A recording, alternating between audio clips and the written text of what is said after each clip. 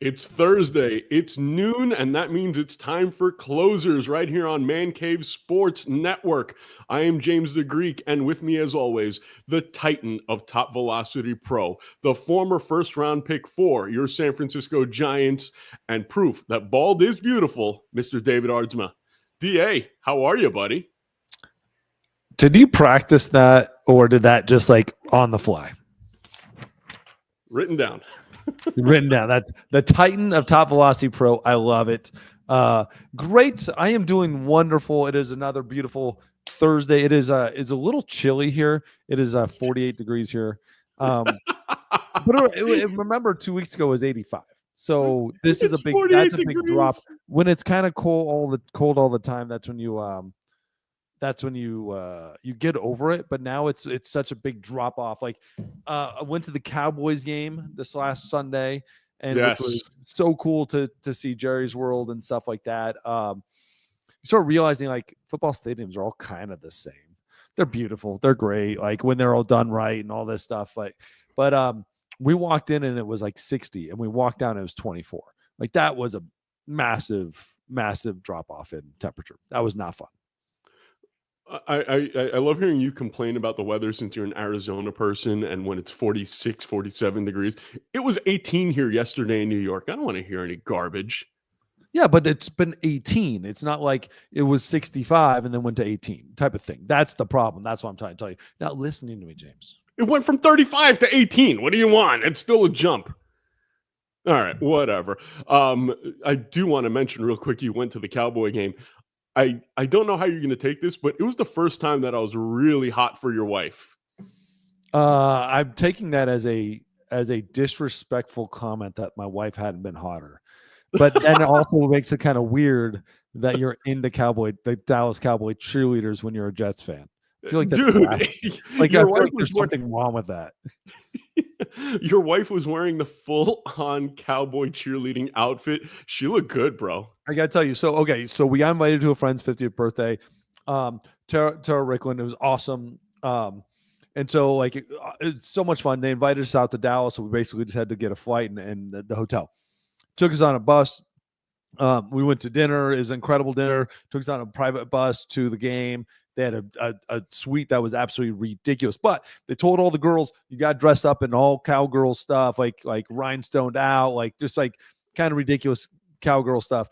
And so Andrea took that. Obviously, when you challenge her, she takes it to the next level. And she goes to me, she's like, oh my God, what if I dressed up as a cheerleader? And I'm like, yes, this is what we're going to do. And she goes, do you think everybody will think it's ridiculous? I'm like, yes. And that's how you win a competition. Because there we go. The best dress wins the competition. And I'm like, you win this thing. And I honestly, like, I was there and I was thinking if I was in one of the other husbands, I would be so like disappointed if my wife wasn't willing to go that far to win this. And that's what I love, is that she is just like me. She's willing to take that next step and be ridiculous just to prove a point. Your wife has more brass ones than any guy I know. She just has it, man. As far as she goes for it, and God bless her for it. Yeah. That's awesome. I love it. I love that she's willing to do it, and it's so fun to be around because it drives me and it allows me to be stupid and do stuff like that too. I can't wait to move out there to Arizona and just have fun and walk around with your wife and just be like, I won't even have to pick up a girl. She'll be like, oh, I'll pick her up for you. Oh yeah, she's my best wingman I have. Yep. All right, what do you say we actually talk some baseball today? Let's do this. All right. Let's start it off with a guy who used to be a Met, who should have never been a Met, who is now a Giant, who shouldn't be a Giant, in my opinion, and that's Mr. Verlander. Justin Verlander signing with the San Francisco Giants. What was your immediate thought, Ards? Great. That's a great signing. I actually really like the signing. I like the place. I like everything about it. 1 year, $15 million deal. He is 42. I remember he came into the league, I think, a year after me. And this dude is still pitching like my hip's about to break. I need a hip replacement. And this dude's still out there throwing cheese. Like people are talking about his velocity is down. His velocity is down. Absolutely. But it's still like 94, 95. It's I actually see this as I'm going to see it as a bounce back year for him. I think it's in a perfect place to be a pitcher. And even if he had lesser stuff, San Francisco is one of the best places in Major League Baseball to pitch, especially as right-hand pitcher. It's a great ballpark for him. That is a very, very solid rotation as it stands right now. Logan Webb, Robbie Ray, Jordan Hicks, Kyle Harrison, and Justin V. Again, like we'll talk a little bit later, there's been rumors out there, and put air quote rumors, basically just made up stuff about Marcus Stroman maybe going out there. We'll definitely hit on that. But I love both of those players in this place, and especially Justin Verlander. He had a 5.48 ERA last year. Really sucked it up. Just was not himself. But if any place is going to have him right now for what he is, I think San Francisco is the spot where he can have success. So I'm so torn on this, and you heard me say that I don't like the fact that he's jaded because the whole Mets experience with him. No, that's not it at all. That's not it at all. I am just okay. I'm going to use a word that I absolutely hate: the word legacy. And for me, him going to the Mets and now going to the Giants is kind of tarnishing his legacy a little bit. Now, I understand when you're a professional athlete, you get just so many years to play. And far be it from me to tell someone when it's time to hang him up. But when I look at Justin Verlander, I wanted to remember him as that dominant starting pitcher. And the same thing is happening with Clayton Kershaw to a certain extent. I don't want to see them on their downswing. I wish they would just retire so that we can remember the good times. And nobody's ever going to remember Verlander as a Giant. He doesn't need the money. So I guess it just comes down to the fact that the dude just still enjoys playing baseball and he doesn't want to go out on a low note. But I don't think that's possible to not go out on a low note at that age. What do you think about that? I think I think there's a lot of things you said there. And I don't think when you're in it and you're a competitor, you don't give a crap about legacy. You don't give a shit about it. I think we're sitting back as fans and like loving legacies and this and we should. And that's part of it. And Justin Verlander, and what you remember him from Detroit in his years in Houston, and he's got 3 Cy Youngs, and MVP, Rookie of the Year. He was Cy Young number 2, 4 or 5 times. It's absolutely incredible, his legacy. But you're just a competitor, dude, and you want the damn ball in your hand, and you don't want to be home when you still got 94, 95, and you feel good. That's the difference. Is if he feels good and loves the game, fuck it, go pitch. And until the hitters truly tell you suck, keep pitching. Like when he sucked so bad with the Mets, he had a 3.1 ERA. Yeah. He was very good. It wasn't really crappy time with the Mets. Was a 3.1 ERA. He had a 3.3 ERA with the Astros. Pitched incredible once he went over the Astros in 23. His bad has been amazing. And you look at this, I remember in 2014, and I remember talking to him about this. He had a really bad year, right? He had led the league in earned runs. He had a 4.5 ERA. Mm-hmm. Just overall sucked. Velo was down. Just went from MVP 2 years prior, Cy Young the year after that, and then he sucked. And you're just I remember talking to him, and he goes, I was just off.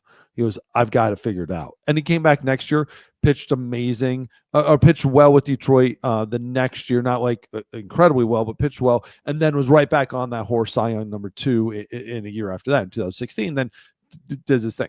I think he's got so much more. I think there's more left in the tank. I don't think there's a whole lot more left in the tank. I think this is a year where he looks at it and he battles through it, puts up really solid numbers. I'm going to say solid, not great numbers, solid numbers. And this is probably the year where his body starts breaking down, actually feeling like crap, and he kind of knows it. And I think this is his last hurrah. And I don't think anybody will care that he had a Giants hat on. I just think they'll look at it and he's going to be a guy at the All-Star break where people are going to be looking at as trading for. I actually think that's going to be the case. 1 year, it's going to cost you $7 million trade for him at the All-Star break. Before that, whatever it is, and he's going to be on the block because the Giants are going to be out of it with the Padres ahead of him, the Diamondbacks ahead of him, Dodgers ahead of him. Giants are going to be out of it unless they bring in a guy like Alonso, and I think they're right in the thick of it. But I think he's going to be on the trading block for sure. You did mention one thing, that when his body's feeling good and he's throwing in the mid-90s, he doesn't want to be home. Are you crazy? Have you seen his wife? I would be home every minute of every day. She's still there. Oh, And okay. she ain't going anywhere. And remember, she's going to probably in San Francisco and like they're frolicking around town. So only problem with San Francisco, you don't want to walk down the street though. Right. That's one. Well, he's used to not being able to walk down the street. He did play in Detroit for a long time. So you get shot there, you get shot in San Francisco, wherever you want, you get shot. But everybody was living in Birmingham. They're not living in Detroit. They're living in Birmingham. They're living in a nice little, beautiful little spot. Right. Well, so Justin Verlander, as reported, is now a member of the San Francisco Giants. But there is a lot of really, really weird, bad, quote unquote, reporting going on right now. And I think the number one culprit of this is Jon Heyman. I cannot stand what's going on with quote unquote reporting these days because I know, and everybody in the game knows that every time Jon Heyman opens his mouth, it's basically something that was planted to him by Scott Boras. And you can even hear it on sports talk radio right now. Even when they have him on, right afterwards, they'll say, well, I guess Scott Boras told him to say that. It is bad. What do you think about these reporters, guys like Jon Heyman, who are sitting there reporting stuff that is erroneous? And I'll give you an example before I let you answer. During the whole thing with Juan Soto, well, there might be a mystery team or two. Well, why did he say that? So he can get the price up for Soto. And right now, they're talking. Scott Boras' client, Pete Alonso, doesn't have anywhere to go. So what is he saying? Oh, well, the Giants could be a possibility, and there's other teams that could be a possibility. No, there's not. It's not likely. You're just saying that so that the Mets can pony up the dough. And plus, did you hear what kind of comp Scott Boras is using for Pete Alonso's contract? No, I haven't. He is using the Prince Fielder contract that was $200 million over 6 years. That's the comp he's using with the Mets and every other team. Well, okay, so that's interesting.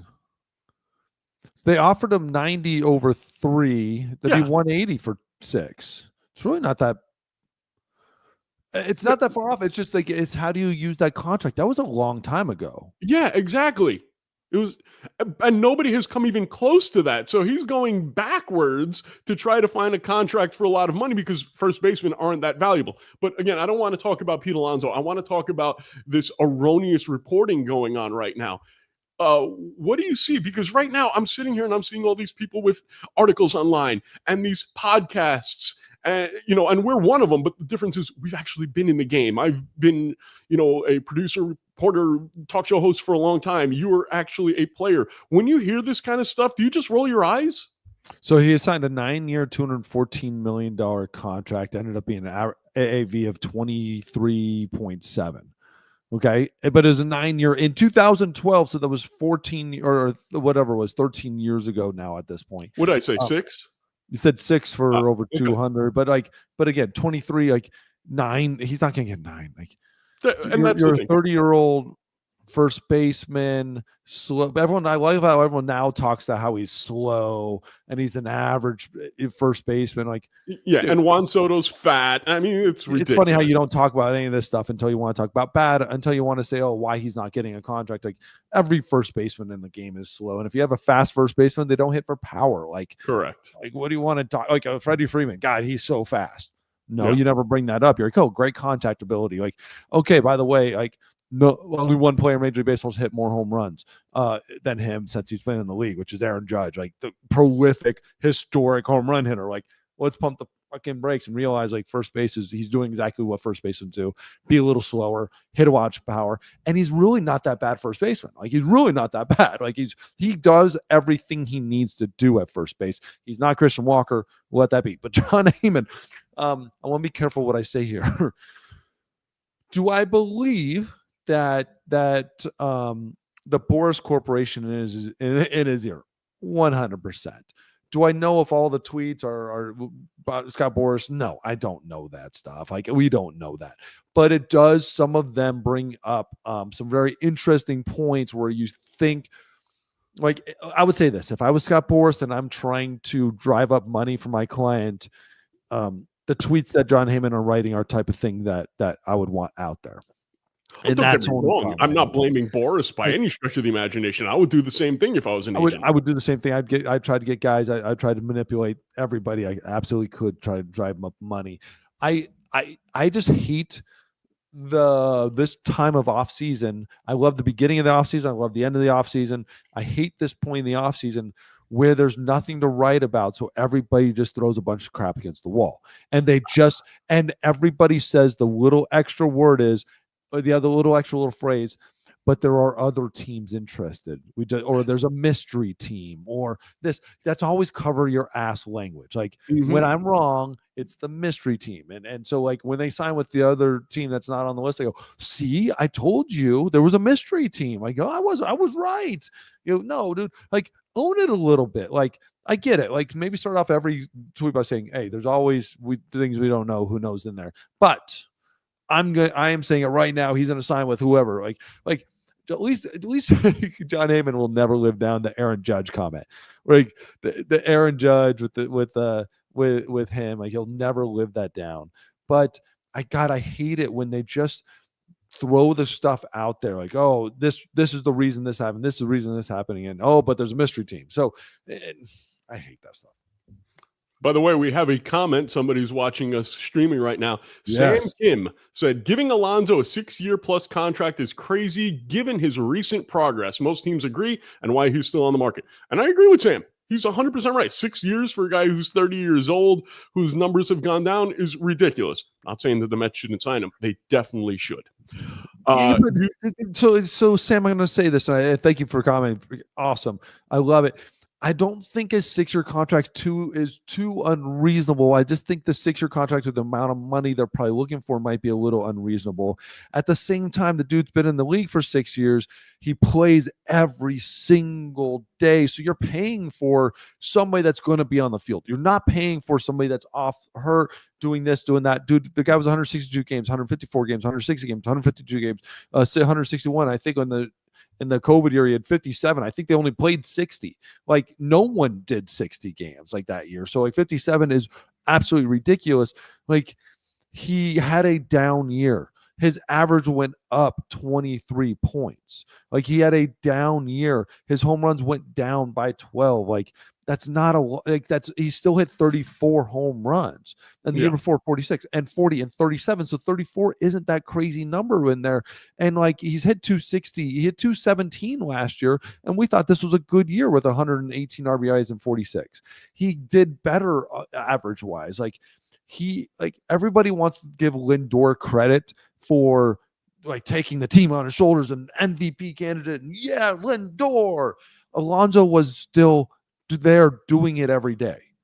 Like if Alonso didn't have his 34, that team isn't even close to the playoffs. I just think you saw his strikeout numbers go up and his home run numbers go down a little bit. Everyone's freaking out, but he scored the same amount of runs as he did last year. And he still there's things about his season that were actually positive that we just kind of overlook and we just throw it away because he had a couple of tough things. Yeah.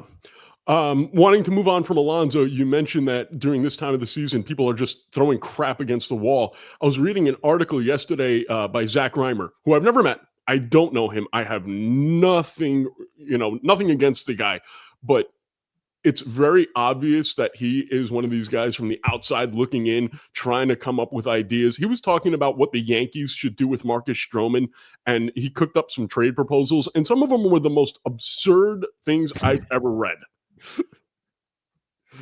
There was a couple in there where you're just like, I mean, I appreciate those some people at least throwing ideas out there. Like when no one's throwing ideas, it gives us something to talk about. Right. But like, there's a couple here. You're just like, guys, like there's bridges that have been burned. Like you have to take that into account. Like players will burn bridges. Teams burn bridges. Like there's no way Jordan Montgomery ever becomes a Diamondback after whatever happens here ever again. Correct. Like, Marcus Stroman didn't leave the Blue Jays on good terms. He didn't leave the Cubs on great terms. Like, yeah. So let's just go through this real quick. The first one that he mentioned is Stroman going to the to the Tigers, and they would trade Kenta Maeda for him. Okay, so the Yankees don't need more pitching. They're just trying to dump the contract, so they're going to bring back Kenta Maeda that they don't need. So then they'll have to figure out what the hell to do with Maeda, correct? Yeah. And Okay, it's like, so that and the one thing that the Tigers really love is taking a bad contract. They love that. Like, there's nothing they've ever loved more than taking like Javier Baez and that money, and then Marcus Stroman and his money. Like, doesn't like. I do get the idea of the Tigers needing more starting pitching because it's basically like one dude and that's it. Like, but he's not the guy. Yeah, I don't see them giving anything up. I think they would make a trade and need to eat money. I could see them doing that. I'm not giving anything up for them. Yeah. Okay. So next, the Baltimore Orioles. Are you telling me that the Yankees or the Orioles would be willing to make a trade that could possibly make the other team better that they have to deal with in the division? So under the circumstances that Zach was talking about, it would have been Gregory Soto, the relief pitcher, going to the Yankees with Stroman going back to the Orioles. So you're going to give the Yankees a better bullpen that you have to possibly face in the playoffs? Not going to happen. And one of his arguments was that, Felix Bautista is coming back this year, and so Soto, there's really no need for him to be the closer. But let's not forget, like, one of the weaknesses of Baltimore is their bullpen. By far, that was one of their biggest weaknesses, like if not their biggest weakness. And so they traded for Soto last year from Philly. I don't see them getting rid of a hard-throwing left-handed reliever because a right-handed closer is coming back from Tommy John, who you don't know what you're getting. Doesn't make sense to me. And their rotation's already set. Next, Toronto Blue Jays. I don't care what the hell the deal is. We don't even need to talk about this. We don't need to talk about any chance in hell you were with the Blue Jays. Is there any chance in hell they're taking him back? If they don't have to pay a single dime. If they don't have to pay a single dime, they'll take him back and figure out what to do with him. Outside of that, like, that's basically a team saying, here, take a flyer on somebody for free. Okay, I'll take it for free. Yeah, we'll do that. Outside of that, not a chance in hell. I was there. There were some bridges burned. They were not happy. Teams get over that shit. You're not going to give anything up for him. Yeah. So next, the San Francisco Giants. You were saying that they would trade Marco. Now, this is okay. This isn't the worst one, but you just signed Verlander, so you don't really need another starter. But they were going to trade Marco Luciano, who's blocked in the infield, to the Yankees, and the Yankees would give them Stroman and George Lombard. I don't see that's that an happening. Interesting one. Yeah. I don't know about the other dude who's Lombard. I don't know anything about that, but this is an interesting one because it does solve a problem for the Giants other than you do like depth and get rid of depth. But the one thing the Giants have struggled with is health in the starting rotation area.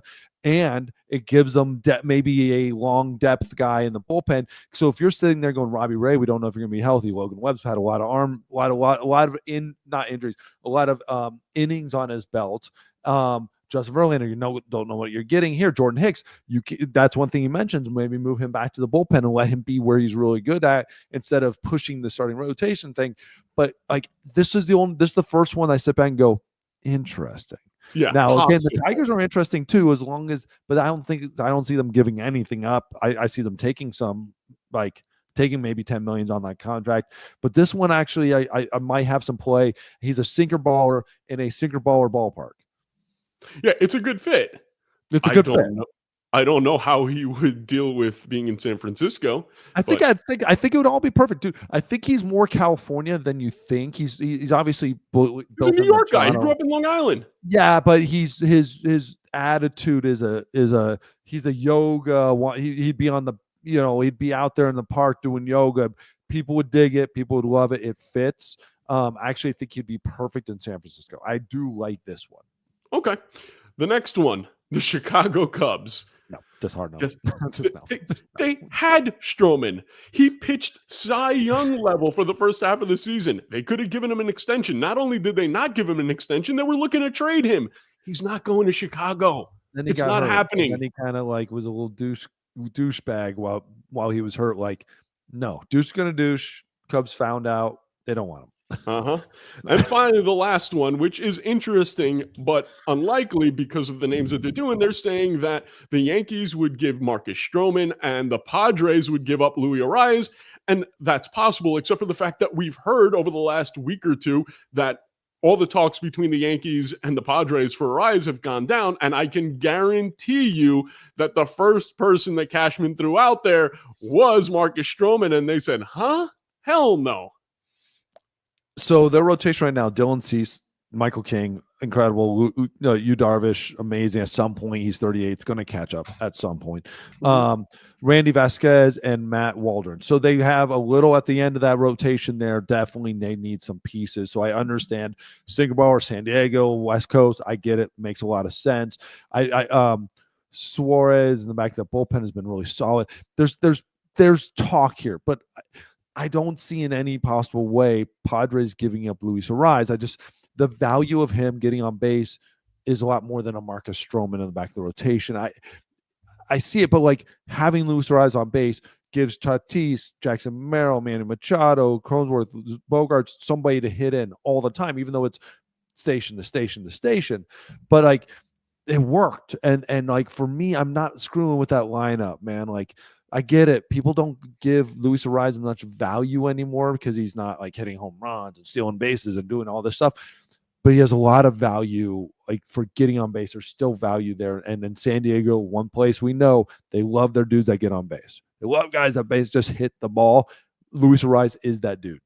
And Arias would be great with the Yankees, in my opinion, because that would be incredible. Right in front of Judge, do something similar to what Juan Soto did minus the power. But all of a sudden now you gotta be careful. Average by 100. Yeah. Like it would be a Luis Arias in New York would be amazing. But what's going to happen, the only way the Padres do this is if the Padres don't pay anything for Stroman and don't pay anything for Arias. The Yankees take on both contracts. And like, because like I'm just sitting there going like, if I'm Padres Yankees, I'm like, if I'm the Padres GM, I'm like, you need this way, way, way more than we need this. Yeah. And I can go out there and still sign a free agent starting pitcher that's probably better than Vasquez, better than Waldron, and like find a spot there. But like still, Matt Waldron, like Vasquez are still young, like so you still you're going to give them a chance. Doesn't make sense. And you haven't the names don't make sense to me. Yeah. You haven't been in the league for a long time, and I'm not in the front office, but we know that these things are facts as far as Stroman. You think the rival GMs don't know this stuff? Yes. Exactly. That's the problem. Like they're looking at him, they're evaluating him too, and they know what Stroman is and what he isn't and what he could be. And that's the thing, though, is like I'm not gonna give a rise for Stroman right now. Now, a rise for Stroman last year or 2 years ago when he was with the Cubs before the All-Star break? Hells yeah. Now, like I'm really considering that because he looked like he was an All-Star. He looked like a Cy Young candidate. Yeah. Well, Zach Reimer, you're reporting? Sorry, brother. Not going to work. But I am looking forward to seeing what some of the stories, the actual reporting is going to be this year. And there are some stories that David and I would absolutely love to see. So here are our top 5 stories that we would like to see in 2025. David, take it away. Give me your first one. Very first one. This is one of those dudes we just would love. God, this would be so amazing if this happened. Mike Trout and Anthony Rendon, and more focus on Trout, but that they are healthy and the Angels win games with those two dudes back to back. I would love to see Mike Trout get in 120 plus games this year. And hopefully with that, someone will take a chance on him and trade for him and put him as a DH somewhere else, because him in Los Angeles with the Angels it's a death sentence. They're not going to win. They might get some stuff back if they trade Trout, and Trout needs to be on the big stage before he retires. Let's just get one great year so we can remember just how good Mike Trout was. He is just a ridiculously good ball player, and I want to see, 90% Mike Trout at least one more time in his career. That's and as far as Rendon, I could care less. He's just they need him to be healthy for them to win, and that's what it is. And like Rendon, I could care less about him personally, I do. He's Rice Owl, so I still give him a little respect. But I want, like, you forget how good of a baseball player, and he was dominant of a baseball player he was with the Nationals, and that if they're both healthy, the Angels win a lot of baseball games, and they're a tough team. Like, you just want to see it. You just want, especially more Trout, though. And by the way, that might be a good place for Marcus Stroman. Yes, I could see it. Yeah. You want to send Marcus Stroman to the Angels where they're always struggling for pitching, and as David said, he's could be a California guy. Now, and we'll take a chance on a dude, and like and has to take chances on guys. Yeah, that would be the place. All right. The next story that we would love to see in 2025 comes from a guy who used to play on the Angels, my favorite player in the whole world. I am an Ohtani junkie, and I called it. It's going to happen this year. Ohtani wins the Cy Young, MVP, and Silver Slugger to prove that he's the greatest player that ever played baseball. that would be absolutely incredible. I know, like, obviously there's been pitchers that have won the MVP. There obviously never been a hitter that won the Cy Young. This would be amazing if he was able to pull off that feat, the Silver Slugger in there, and to go on top to like one more like step on it is like, I want to see like Ohtani pitching Game 7 of the World Series and striking out like Judge to win the game, like the old World Baseball Classic style when he got Mike Trout. That was like an amazing moment. But I want to see him pull off the Cy Young, the MVP, and truly MVP for hitting, and Cy Young for pitching, and Silver Slugger. I want him to. I want to see it all. All right, David, do you think it will happen in his career? Yes. But if it's going to happen, it's going to happen like this year or next year. Yeah. I don't think my other long prediction, I don't think his arm has much more on him. I don't think really two-time Tommy John in not many years. Usually you had two-time Tommy Johner, and it's been like 10 years in between. It really hasn't been long. I think he's got 2 more years of pitching. He's done. I think he's going to go Smoltz and become a closer. I could see that. That'd be really interesting. That'd be really interesting because you could do that now. Yeah. You have DH, and then just like, how do you warm them up gets really interesting. But it could be done. Yep. Okay. What is your next story that you'd like to see in 2025? This one, I'm going to piss some people off. I love it. The A's are going to go to the playoffs in Sacramento, and they're going to have a higher attendance than they had in Oakland. And I think that's actually going to happen because, the first time something opens up or the first year, everybody wants to go see it because it's a novelty now. They're going to be in a minor league stadium. They're going to be in a new town. All these people who didn't have a chance to watch them before are going to be able to go over there. It's going to be a nice, smaller environment, and people are going to really dig it. And I got a feeling they are going to outdraw the Coliseum.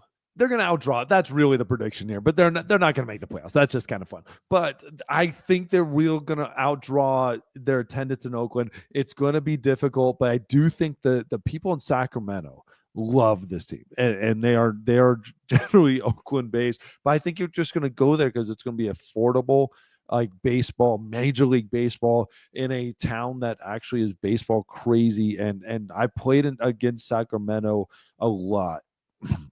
People come out to that stadium, come out to the ballpark, and the renovations are going to be making on it. It's going to be a better ballpark than it was, and people still came out to it. How does the ball fly in Sacramento? It's not like this. It's fair. It's fair. Now, okay, so compared to Oakland during the day is a pitchers, it's a bandbox. You don't want to pitch there during the day. If anything, the ball does fly during the day. So you when you see big home runs, you always see them during the day. At night, Oakland, the ball didn't go anywhere. You just underhand it. It's like San Francisco. Just toss it right over the plate. Good luck hitting it, and it's not going to go. Sacramento, though, it's a little bit warmer, a little bit drier. You don't have the fog coming in. You don't have the cool at night coming in. Nothing like that. So there's really no change. It's a fair ballpark. It's not a small ballpark. It's not a big ballpark. It's fair. A home run's a home run in Sacramento. Cool. Okay, the fourth story that David would like to see in 2025. I don't want to see this. I don't even think it's going to be possible. He wants to see Aaron Judge warm up in the playoffs, and be Aaron Judge. Now, the reason Yes. why I don't think that it's possible is because I don't think this is a very good Yankee team the way it's currently constructed, and they could miss the playoffs in my estimation. However, David, lead the way. I actually think they're a better team. I think they're better than they were last year. I think they built this team to be better. I think they still have one more player to get. I think you still need a bona fide third baseman. I don't think Cabrera is going to be the answer there. You can also do something at second base and move Chisholm around. But I do think this is actually a more complete team with Goldschmidt in there, with Cody Bellinger in there. I think you're going to see a really good team. The basic of this, though, is this team is going to make the playoffs. They're going to make the playoffs. It's just, is Aaron Judge actually going to play like Aaron Judge? Is he going to be the judgy and all this? I think when you have Goldschmidt around him, I think Bellinger and Stanton, I think you add different dynamic. I think Jazz, like a little bit coming within his own skin. I think he ends up being Aaron Judge. I disagree with you with the Yankees wholeheartedly. This Yankee team reminds me of when Steve Phillips made a last gasp effort with the Mets and traded for Mo Vaughn, brought in Jeremy Burnitz, brought in Roberto Alomar, every old guy that he could think of, he brought in, and that's what this Yankee team looks like to me. I think this is going to be an absolute disaster. I hope I'm wrong because I would love to see the Mets kick the crap out of the Yankees in the World Series, but we'll see. And finally, the last story that both David and I would like to see happen in 2025, Jacob deGrom healthy and getting 25 to 30 starts. I would love to see it. And if that happens, he's not going to be in Texas very long. You don't think he'll be in Texas long? No. You think that would be the answer if he's healthy? I think they're going to look to trade him and get rid of that money off the books. They've been talking about wanting to get money off the books, and I think this is the perfect opportunity. This is the kind of guy that I always say, start with hitting, and then there's going to be a pitcher available for the money that he has left on his contract. He's got $37 million coming to him. $40 million coming to him this year, 38 next year, and 37 the following. So if Texas picked up some of that money, that's a reasonable contract for a dominant pitcher if he's healthy. I think this Rangers team is going to be competing for winning the West this year. I think they're going to have a comeback year. I think last year was a wake up after the World Series title in 23, and they're going to be playing great. Evaldi, John Gray, I love those guys. Tyler Mahle. Cody Bradford. I mean, the rotation isn't to like screaming yes, but Jacob deGrom, if he makes his 30 starts, 28 starts, this is going to be a dominant pitching staff just with him in it regardless. The bullpen is solid. I love what they've done with the bullpen, brought a lot of guys in. They've already made 5 bullpen moves right now, like this year so far. So like, I love it. Brought in Jock Peterson, Jake Berger brought him in. They've made some really solid moves with this team, and the team's gonna be great. But if Jacob deGrom becomes Jacob deGrom again and is healthy, oh my God, because and everybody knows this, when he is healthy, he is one of the best pitchers in this entire planet. Have you ever seen a pitcher better than Jacob deGrom at his peak? No. I mean, I will say this: the closest I've ever seen was peak Felix, and like a guy I played with, peak Felix, Matt Harvey, that rookie year. But I think a lot of that with Matt Harvey was like, oh my God, a rookie's doing this. Yeah. deGrom, the things that he was so dominant. Like, he makes Paul Skeens' dominance look like childish. Yeah. The way Paul Skeens, how dominant he is, he made that look like, no, dude, I got this. Like, come on, learn from the best. The only guy that I can remember since I started really following baseball that was as good as deGrom at his peak was peak Pedro. I could see that. Like 98 Pedro. That's a great comp. I mean, totally like opposite. 22-4 Pedro with like a 1.87 ERA.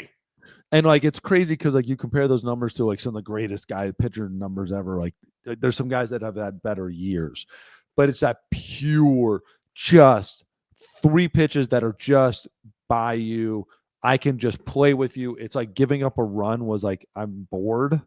And that's what it feels like with that peak Pedro, peak Felix at times, and peak. But Felix never had the 98, 100 miles an hour. He was a 94 guy with that split at 92 and the slider and curveball. And like he literally making up pitches, don't out of his back pocket and then getting you out.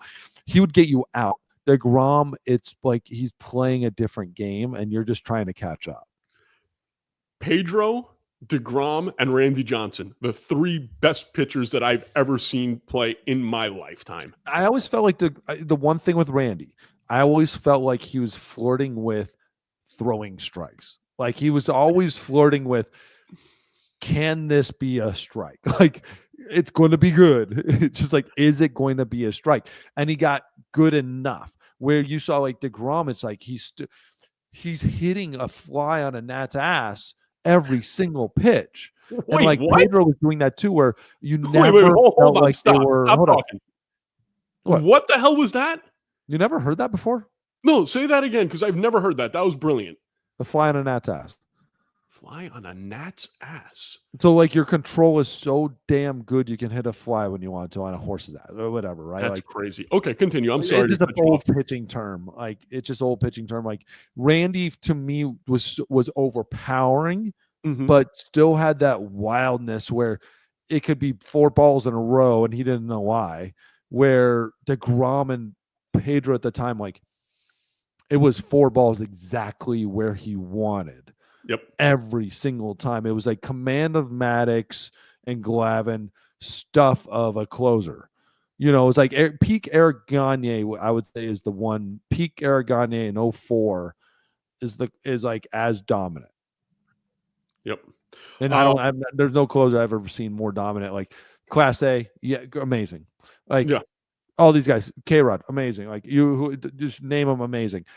Peak Eric Gagne, there's never and will never be anything like that. Like how the saves in a row, like it didn't matter, dude. He just oh my god. If you gave up a run, it's because he was working on a new pitch. Yeah, and he overshadowed, guys like Mariano Rivera. He was that good at that time. He made Mariano Rivera look like he was like trying to be good, where he was so dominant. Like Mariano just did his job, amazing. But most dominant closer in history. Eric's run was the most dominant closer run in history. Agreed. All right. Before we move on to our next subject, I do want to talk, unfortunately, about the passing of Brian Matusz, the former Oriole. We still don't know what he died of, but I know a lot of people are very upset about the passing of Matusz. He was supposedly he was a great guy. Did you ever have any interaction with Brian Matusz? No, I didn't. We played against each other a lot, and I know I always respected him. He ended up having some great years where he battled his ass off, pitched a ton of games for the Baltimore team. Never heard a bad thing about him, man. Heard great things about him his whole career, but just never knew him, unfortunately, and still no cause of death. And I was living in Maryland in 2009, and he was a phenomenon. People were talking about him and Tillman and Wei-Yin Chen, I believe, was the other pitcher that they brought in at that time, and they thought that they had the makings of a really good, solid Bruce Chen. No, not Bruce Chen. I forget the guy's name. It wasn't Bruce Chen though. I think Bruce Chen was there earlier. But they had picked up a guy from overseas, and they thought that those three were going to be dominant. It didn't work out. Matusz ended up going to the bullpen. We know what happened with the other guys, but it's really, really sad to see a guy this young passing away. And from everything that was said, he was just a really good guy. So our love goes out to the Matusz family, and we hope you guys are doing well. Yeah, it's tough. Absolutely. All right. Before we move on to the next thing, I just wanted to mention that we got another couple of questions in the comments, and we love doing this. So, guys, we want to be more interactive. We're going to be on every Thursday at noon unless something crazy happens with one of our schedules. So make sure that it's appointment viewing, and you give us likes, So right now we'll give you a chance. You can like the stream so that way more people find us. Go ahead. We'll wait. Okay, you probably pressed the like button. Sam also said, I see the Dodgers easing Shohei into the rotation this year, saving him for the playoffs. Next year might be his best bet for a Cy Young. And I think Sam is right on with that analysis. What do you think? I could see them easing him in, but again, like it's more about the protocol for the rehab and coming back. He was able to pitch at the very end of the playoffs. He had completed a lot of his rehab. I don't think they're going to hold back too much. Like the problem is it's still Major League Baseball. You don't get to just ease guys in anymore. You don't, like, your rosters are certain size, like your pitching is certain, like you don't get to ease guys in the big leagues, and they're not going to have them in the bullpen and ease them in that way. And so it's a matter of, like, you're going to start them with like a couple innings and a couple days off, 3 innings and then 4 innings. Like that process has already started, and he's going to be ready by the time spring training is done, just like everybody else. So to me, I think it's just going to be a matter of monitoring as the season goes, but he's going to pitch just like anybody else, in my opinion. I can see Sam's point, though. They do have a lot of pitching over there, especially if they get Roki Sasaki. They might be able to ease him in, stop playing with your balls. I see that. No. And if they get Sasaki, they could go 6-man rotation, ease him in a little bit. We know in the beginning of the year, you don't even need a 5th man in the rotation. So it could be something like that. But I can see your point too, David. All right, before we go, we started something last week that we're very happy to do. And this is all David's picks. So this week, we are going to the Athletics Baseball Club because they are next in the alphabet with David Aardsma's Mount Rushmore.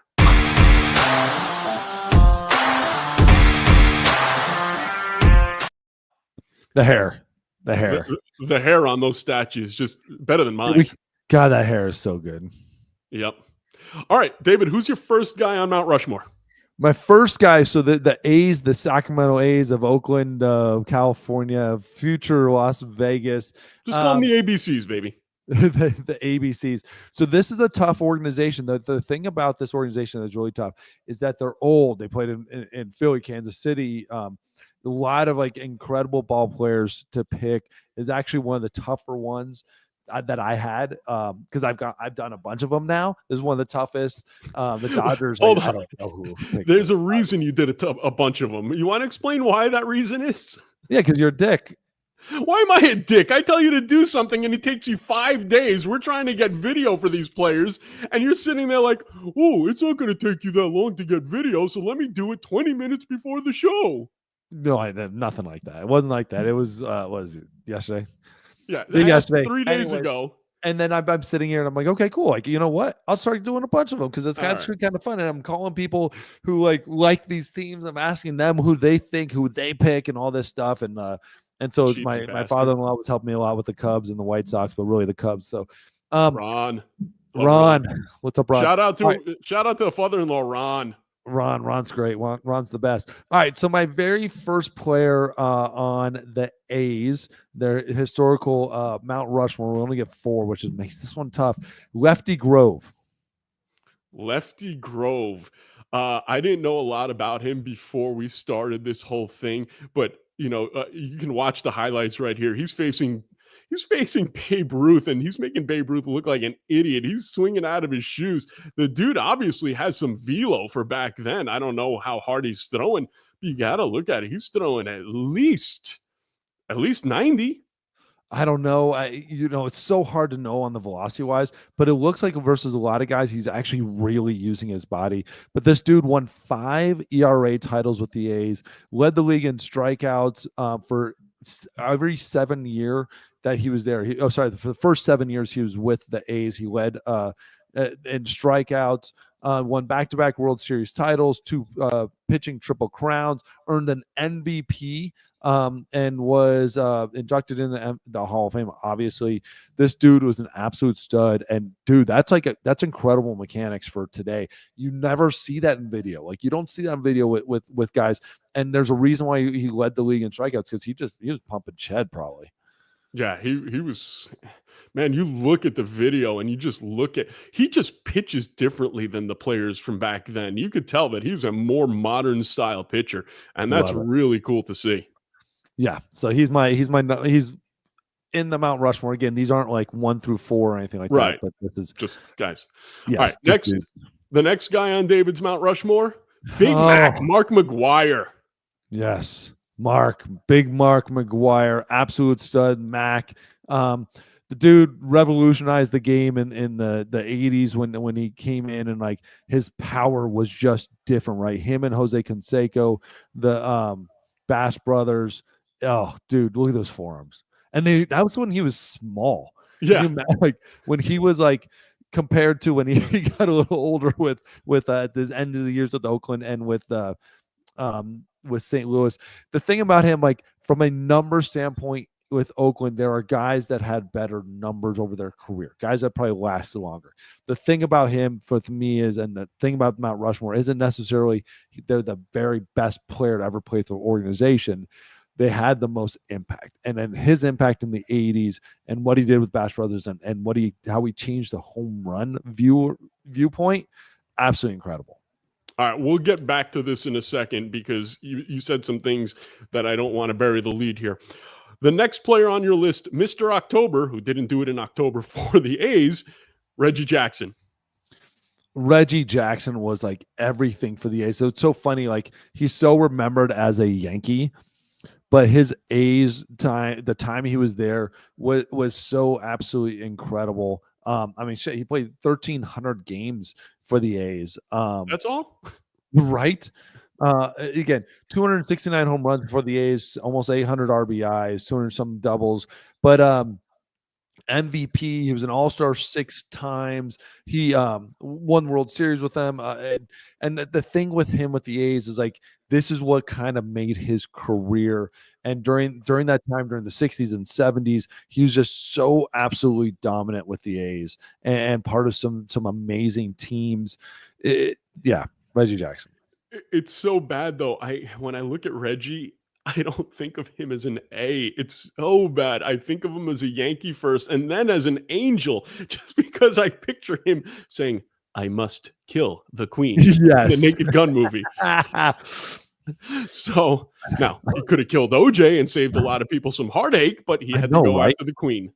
Got to go after the queen. I mean, the queen's the target, right? But again, there's some other guys that had bigger numbers as an A. But again, the legacy that he created there, and he like, again, it's sometimes it's looking at certain teams and saying, yeah, like somebody might have better numbers than him, but he was the team, or he was the guy everybody looked at, and like where he went, the team went, and like. One of the players I talked about, and I was trying to debate between him and Sal Bando, like because they played the same time. Sal Bando actually had better numbers, but right. but the impact that Reggie had and how he changes lineups, it's the Soto effect. So how he changes a lineup, even though like other players have better numbers across the league, and everyone's going to compare. Why does he deserve money on this? He changes the game when he's in a lineup, and that's what Reggie did. And legacy and name notoriety really have a lot to do with the Mount Rushmore. If you go to a 25-year-old baseball fan today and you tell him Sal Bando, odds are he's not going to know who Sal Bando is. But everybody knows who Reggie Jackson is. And that has to be part of the equation for a Mount Rushmore. And finally, the last guy on Mount Rushmore. And if anybody debates this player being on the Mount Rushmore for the A's, I'm going to come over there and hit you over the head with a tack hammer because you're retarded. And that would happen to be Mr. Rickey Henderson. Rickey, who passed away recently, who was known for having a conversation one day with someone talking religion and saying, "Rickey, do you know about John 3:16? Man, I don't know nothing about no John 3:16, but I know Rickey hitting 340. That's Rickey Henderson right there. Probably underrated. Amazingly enough, when you sit there and you look at the numbers, and they talk about records that won't be broken. You talk about the 56 game hitting streak, the home run record.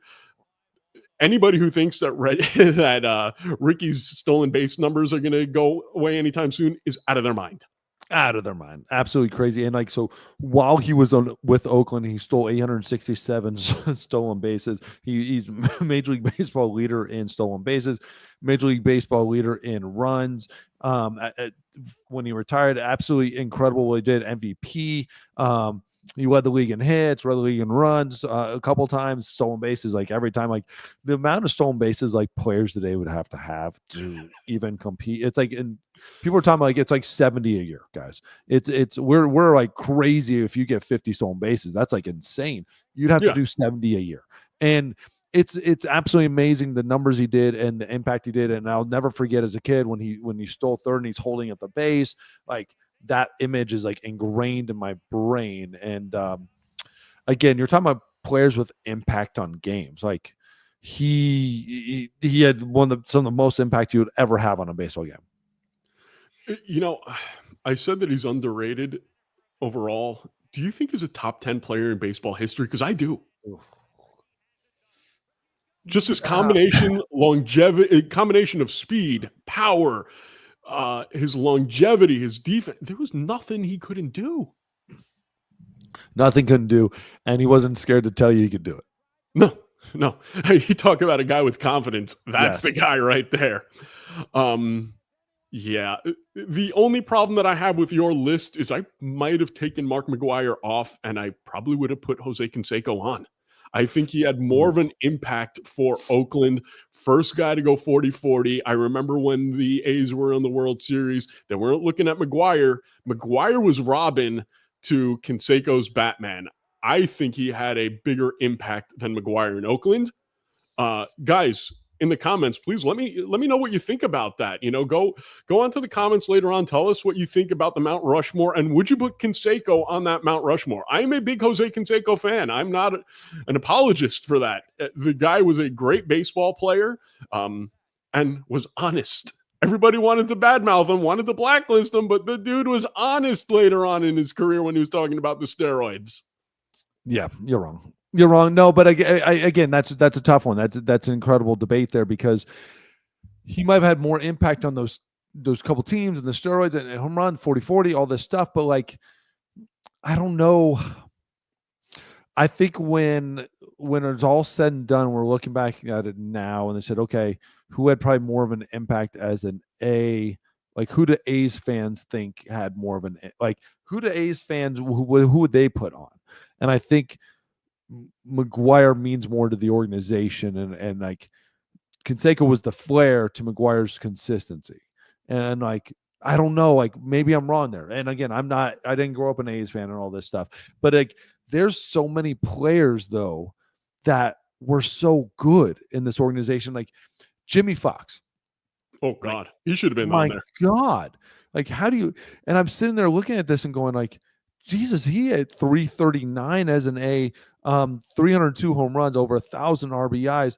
This dude was an MVP twice as an A, and you're just like, and I'm sitting there going like, God dang, like, just it's hard to sit back and look at somebody almost 100 years ago and say, okay, how does their impact have on this organization now? And I was trying to find some guys, different generations. I didn't want to have like too many guys the same generation player, like Lefty Grove and Jimmy Fox. They played pretty much the same time, like same teams, like throughout their whole career. Okay, two guys from the same team makes it tough. Like Eddie Plank, like he's actually the Oakland Athletics leader in WAR.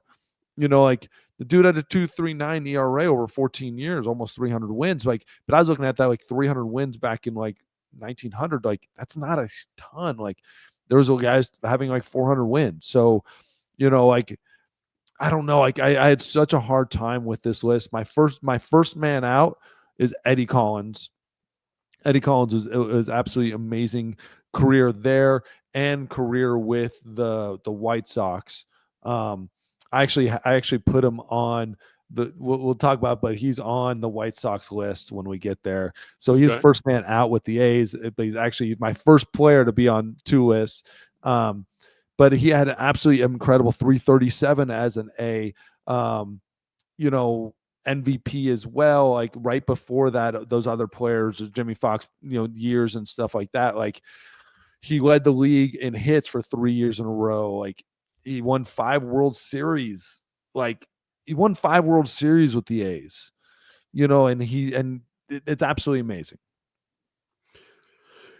Yeah. Sorry, I was just looking at some stats for somebody else, the next guy we're talking about. But yeah, Eddie Collins, I've done my homework. Dude was good.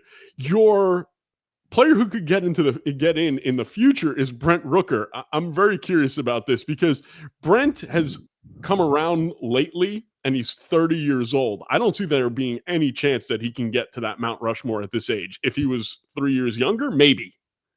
Yes, the difficulty here is if he's 3 years younger, I actually look at this and go, wow, like if he goes on a run right now, he could be on this. Like he has to go on a run though. He has to go on like a Jose Canseco, Mark McGwire kind of run where it's just best hitter in the league. But out of that roster right now, he's the guy. He's the only one I look at and say like he has a chance. He has a chance. He had an incredible year last year. Like threw up some amazing numbers, and it's really impressive what he did. And I love it because the A's just gave him a 5-year contract, and it's incredible. I'm so happy because they have to spend money right now. Yeah, but I love it. Like, dude, I think you're totally underplaying this dude. The guy had 39 home runs. The guy had 30 home runs the year before. Like he had 112 RBIs on a horrible team. Hit 293. Like think about those numbers. You start throwing it across the league. Like that's amazing. If like he did those numbers for the Yankees, you're not talking about Juan Soto. No, and that's the thing about it, and that's what people forget. Like across the league, like you throw those numbers in to I don't know a couple of the World Series contending teams, and he is the MVP of the league. He wins MVP if he's on the Yankees, if he's on the Mariners and they make the playoffs. Like, but the dude hits 40 home runs and 293, and you don't really talk about him. I want you to close your eyes and think about a world where the A's traded Rooker to Kansas City. Amazing. Absolutely. Oh, God, would that be awesome? Yes. That would be awesome. All right. That is our show for this week. Next week, tune in to see the Atlanta Braves Mount Rushmore. I think there's going to be a guy named Henry Aaron on that list. I'm pretty sure he might squeak it out and get there. But do not forget to like, subscribe, and comment on every show that we do. And David, I haven't even mentioned this to you. We're going to start putting it out on our Twitter, which is at Man Cave Sports Show, that we are looking for contestants. I'm dying to bring it back. I don't know if you know what I'm talking about, David.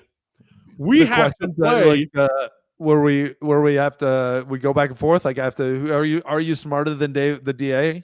Are you smarter than a reliever needs to come back. So anybody who's interested in doing a little competition, a little trivia with our own David Aardsma, there will be prizes. God knows I have a ton of baseball cards that I can donate to the winner. And in fact, I've already set it up where we're going to be doing it in the future from my friend's baseball card show, and he will play David Aardsma. But for the time being, get on our Twitter at Man Cave Sports Show. Let us know that you're interested. We'll bring you on 1 week, and we'll give you some cool prizes. And speaking of baseball cards, look what I picked up yesterday, really cheap. That's it. That is so cool. Yeah, bought it for awesome. $2. Who made it? That's what I don't understand about baseball card collectors. They want like the $10,000 card. That card is cool as hell to me. I want that in my collection. It cost me $2. Who made it? It's a Topps product. It's from Topps Big League. That's cool. Yeah. So my card collection is getting pretty good. All right. So if you want to win cool cards and you want to face a certain David Aardsma, let us know at Man Cave Sports Show on Twitter. And my name on Twitter is at James the Greek 22. We have at the DA 53. If you ever need to reach us, make sure you follow us, and you can always tweet us. So with that being said, I'm James the Greek.